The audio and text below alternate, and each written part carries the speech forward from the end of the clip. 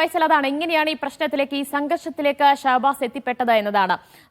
ഈ tuition centre വിദ്യാർത്ഥിയല്ല Shahbaz എന്നത് വ്യക്തമാണ്. അപ്പോൾ ഈ ട്യൂഷൻ സെന്ററിലെ ഫെയർവെല്ലിനെ ചൊല്ലി തർക്കമുണ്ടാകുന്നു, രണ്ട് സ്കൂളുകൾ തമ്മിൽ തർക്കമുണ്ടാകുന്നു, പരസ്പരം ഏറ്റുമുട്ടലിന് ഒരുങ്ങുന്നു. അപ്പോൾ ഷഹബാസിന്റെ സുഹൃത്തുക്കൾ ആ ഒരു സംഘർഷത്തിലേക്ക് അവർ പോയപ്പോൾ ഷഹബാസിനെ കൂടി വിളിച്ചു കൊണ്ടുപോവുകയാണോ ചെയ്തത്? ദിവ്യ, തീർച്ചയായും കൃത്യമായിട്ടുള്ള ഇതിനൊരു ചിത്രം ഞാൻ പറഞ്ഞു തരാം. കാരണം ഈ ഒരു ഫെയർവെൽ ഉണ്ടായതിനു ശേഷം വിദ്യാർത്ഥികൾ ചേർന്ന് വാട്സപ്പ് ഗ്രൂപ്പ് ഉണ്ടാക്കുന്നു.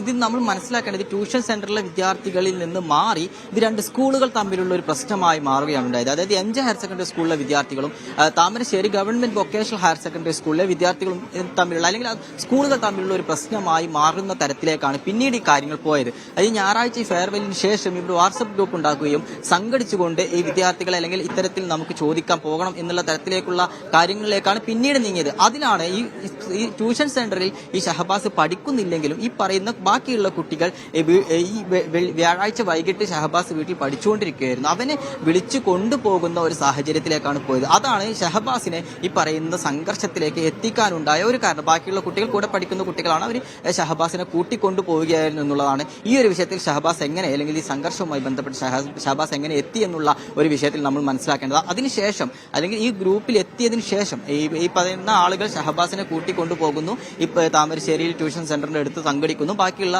സംഘർഷങ്ങളൊക്കെ നടക്കുന്നത് അവിടെ വെച്ചാണ്.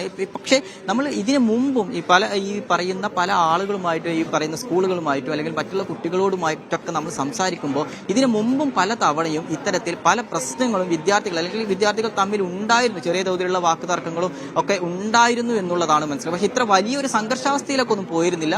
ഇത്തരത്തിൽ പലതരത്തിലുള്ള പ്രശ്നങ്ങൾ വിദ്യാർത്ഥികൾക്കിടയിൽ, സ്കൂളുകൾക്കിടയിലൊക്കെ പലതരത്തിലും പല സമയങ്ങളിലും ഉണ്ടായതായത് ഈ പറയുന്ന പല ആളുകളും നമ്മോട് പറയുന്നുണ്ട്. അപ്പൊ അതൊക്കെ തന്നെ ആയിരിക്കണം ഇത്തരത്തിലൊരു ഈ ക്രൂരമായിക്കൊണ്ട്, ഒരു പൈശാചികമായിക്കൊണ്ട് ഇത്തരത്തിലുള്ള സംഘർഷത്തിലേക്കൊക്കെ വിദ്യാർത്ഥികൾ കടന്നത്. മാത്രമല്ല, ഞാൻ നേരത്തെ സൂചിപ്പിച്ചതുപോലെ തന്നെ ഇൻസ്റ്റഗ്രാമിൽ ഇവർ സ്കൂളുകൾ ഗ്രൂപ്പുകൾ തമ്മിൽ അങ്ങോട്ടും ഇങ്ങോട്ടുമുള്ള ഈ ഒരു പോർവിളിയുണ്ട്. അത് ഈ മാനസികമായിട്ട് അല്ലെങ്കിൽ വിദ്യാർത്ഥികളെ പലതരത്തിൽ ക്രൂരമായിക്കൊണ്ട് സംഘർഷാവസ്ഥയിലേക്ക് നീങ്ങുന്ന ഒരു സാഹചര്യത്തിലേക്ക് കടന്നിരിക്കുന്നു എന്നുള്ളത് ഒരു യാഥാർത്ഥ്യമാണ് ദിവ്യ. യെസ്, അതാണ് ട്യൂഷൻ സെന്ററിൽ ഉണ്ടായ ഒരു തർക്കം, അത് പിന്നീട് രണ്ട് സ്കൂളുകൾ തമ്മിലുള്ള സംഘർഷത്തിലേക്ക് മാറുകയാണ് ചെയ്തത്. ആ സംഘർഷത്തിനിടെയാണ് ഗുരുതരമായി പരിക്കേറ്റ, മർദ്ദനമേറ്റ ഷഹബാസ് ഇന്ന് പുലർച്ചെ മരണത്തിന് കീഴടങ്ങിയിരിക്കുന്നത്.